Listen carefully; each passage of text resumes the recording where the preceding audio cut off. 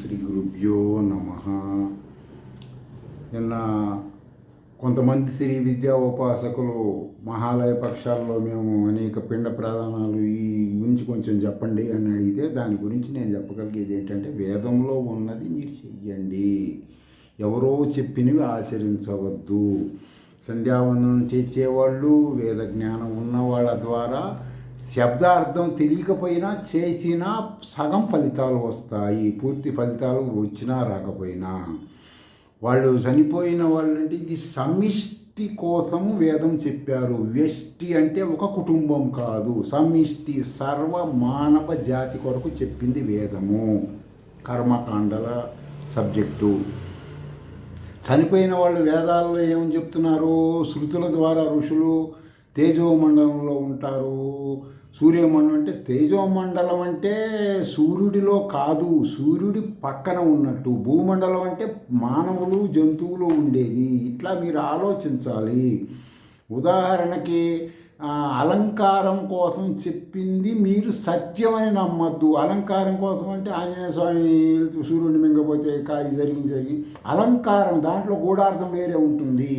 ఈరోజు రాకెట్ సూర్యమండలానికి పంపిస్తున్నారు కదా, వెళ్ళి వస్తుంది కదా, అప్పుడు మనం దానిని ఎలా సరి అయిన జాగ్రత్తలు తీసుకోవాలి కదా, దాని ప్రకారమే ఉంటుంది కదా. మానవులు ఇవి చేయకూడదని చెప్పడానికి ప్రామాణికాలు అన్నమాట. అవన్నీ సరి అయిన జాగ్రత్తలతో చేయొచ్చు అని. సూర్యమండలంలో మానవులు ఇక్కడ ఉండటానికి, ఈ కర్మ అనుభవించడానికి ఈ శరీరాలు ఎట్లా ఉన్నాయో, తేజోమండలంలో ఉండే వాళ్ళ శరీరాలు అలా ఉంటాయి. చంద్రమండలంలో ఉండే వాళ్ళ శరీరాలు అలా ఉంటాయి. ఇప్పుడు తిథుల గురించి చెప్తుంటారు. అవి దేనికి చెప్పారు? మానవుడు సూర్యుడు, చంద్రుడు అమావాస్య తర్వాత రోజు కొంచెం కొంచెం కదా వచ్చేది. ఆ వచ్చే క్రమంలో దాన్ని గందరగోళానికి గురవ్వకుండా ఉండటానికి కొంచెం వచ్చినప్పుడు ఇది, కొంచెం వచ్చినప్పుడు ఇది అని చెప్తాడు కదా. తిథులు ఆకాశంలో లేవు కదా. ఎవరు చెప్పారు? అవి దేనికి చెప్పారు, ఎందుకు చెప్పారు? మానవుడు పుట్టుకతో పాప పుణ్యములో నిలయంగా వాడి నివాసం ఉంటుంది కదా. వీడు ఖగోళంలో జరిగే వింతలు వీడు తట్టుకోలేక గందరగోళం అవ్వకుండా ఆధ్యాత్మికంగా లాక్కులు చేశారు కదా. అది ఆలోచించాలి మీరు. అంధ పరంపర ఆధ్యాత్మికం వద్దు అంటున్నాను. మీ చనిపోయిన వాళ్ళు ఎవ్వరూ కూడా మీ నామ రూపములతో ఉండరు. వాళ్ళు సుషుప్తి అవస్థలో సూర్యుడి దగ్గరికి ఉన్న తేజోలోకంలో, చంద్రలోకంలో, జలలోకం అంటే ఏంటి? మేఘాలలో.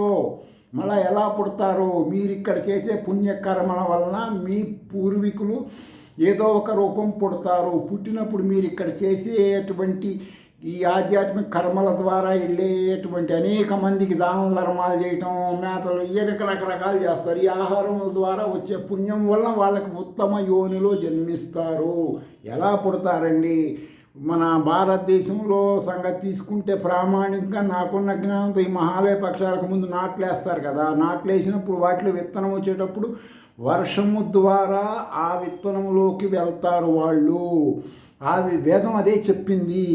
మీకు ఈ అనుమానాలు ఉంటే కామెంట్లో పెడితే వాటిని మీకు ఆ నెంబర్తో సహా వేదంలో ఉన్నవి పంపిస్తాను. తర్వాత ఆ కురిసిన వర్షం ద్వారా పితృలోకంలో ఉన్నవాళ్ళు, సూర్యలోకంలో ఉన్నవాళ్ళు, చంద్రలోకంలో ఉన్నవారు పరమాత్మ వాళ్ళకి ప్రాప్తించిన శరీరాల ద్వారా వాళ్ళు తినే ఎవరికి. అందుకే అన్నం గింజ మీద పేరు రాసి ఉంటుందంటే ఏంటి అర్థము? అన్నం గింజ మీద పేరు రాయటం కాదు కదా. ఎవరికి ఏ కర్మకి ఏ ఆహారం వెళ్ళాలో ఆ ఆహారం ఆ కర్మ ద్వారా వెళ్తుంది. గింజల మీద పేరు లేదనుకో, అన్నం పురుగుల్లా కనపడతాయి అని అంటుంటారు కదా. ఎందుకు? వాడికి ఇంకా ఆ కర్మ మానవ శరీరంలో ఉండవలసిన జీవుడు టైం అయిపోయిందని అర్థము. అందుకే వాడు సాగు దగ్గరకు ఉంటారు, పురుగుల్లా కనపడితే అని కొంతమంది చెప్తుంటారు అలంకారంగా. సరే, వీళ్ళు ఆ శరీరాలు ధరించి ఏ ఆహారం ద్వారా ఎవడు ఏ ఆహారం తింటాడో వాడు ఆ కర్మ అనుభవించవలసిన వాడు ఆహారం ద్వారా, వీర్యం ద్వారా వస్తాడు. అందుకే స్త్రీలను ఏమంటుంది వేదము? కర్మలు ప్రాణులు ఆచరించటానికి వాళ్ళ శక్తి కారకులు కాబట్టి ఆది పరాశక్తి అని వాళ్ళని అంటుంది. మరి కొంతమంది సంతానం లేని వాళ్ళ టాపిక్ ఎత్తుకొస్తే వాళ్ళు గతంలో కర్మఫల త్యాగులు. నేటి అంధకార ప్రపంచంలో వాళ్ళు నెగిటివ్గా ఆలోచించవచ్చు. వాళ్ళు కర్మ ఫలత్యాగంగా కృష్ణుడు భగవత్ చెప్పినట్టు జీవించి ఉండవచ్చు. ఇక వాళ్ళకి అదే అంతిమ జన్మై పరబ్రహ్మంలో కలిసే అవకాశం ఉండవచ్చు. అంతేగాని ఏదేదో మిషనరీ స్కూల్లో చదివిన పండితులు చెప్పినవన్నీ సత్యం కాదు. వాళ్ళకి స్వానుభవాలు ఉండవు. వక్త ఉపాసకుడు కాదు, ఉపాసకుడు వక్త కాలేడు. సబ్జెక్ట్ తెలిసిన వాడు ఎలా ఉంటాడంటే బానిసలాగా బతకటానికి ఇష్టపడ్డు అయ్యా బాబు అని గెటప్పులు సెటప్పులు ఇయ్యడు. ఎందుకు వెయ్యడు? ఈ ప్రపంచంలో పత్తి తెల్లగా పండుతుంది, ఎర్రగా పండదు కదా. బ్లూ నలుపులాగా వస్త్రాలు ఎలా ఉంటున్నాయి, రంగురంగుల కెమికల్స్. మీ అనారోగ్యాలకు కారణం అదే కదా. ఆ కెమికల్స్ మీ వెంట్రుకల ద్వారా లోపలికి పోతుంది కదా. మీ ఆలోచన వ్యవస్థ మొత్తం ఆ రసాయనికంలో మారిపోతుంది కదా. అందువల్లనే కదా తప్పుల మీద తప్పులు చేస్తుంది మానవులు.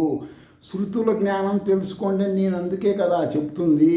ఒక్కసారి స్వానుభవంగా ఆలోచించండి.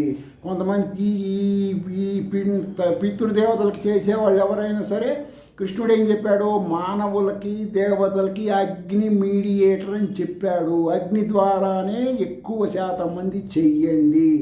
చాలామంది అంటారు పిండాలు నీళ్ళల్లో వదిలి కలుషితం చేస్తూ రాముడు చేశాడు ఇది రామాయణం. రాముడు చేసింది సత్యమే. పిండాలు నీళ్ళల్లో వదల్ల రాముడు ధర్మస్వరూపుడు, అగ్ని ద్వారా చేశాడు. కాబట్టి అవి మీరు ఆలోచించండి. ధర్మం వాళ్ళు చెప్పారు అంటే మీకు కొంతైనా జ్ఞానం ఉండాలి కదా.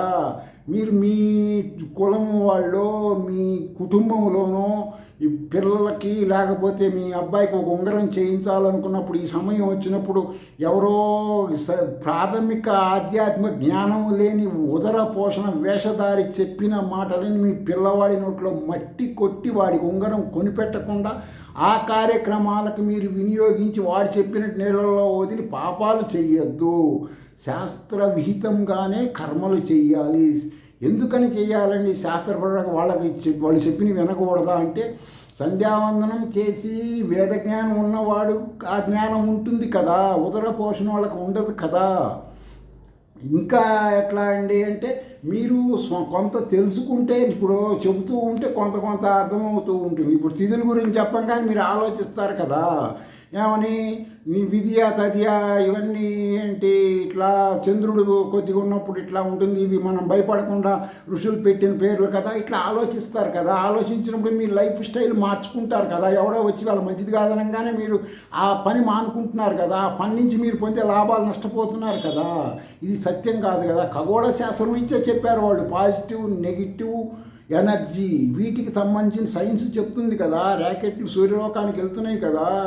ఇలా మీరు ఆలోచించండి. ప్రాణులకి ఆహారం ద్వారానే కర్మలు ప్రాప్తిస్తాయి. ఆహారాన్ని విచక్షణ వివేకంతో తెలుసుకొని చెయ్యండి. స్వస్తి.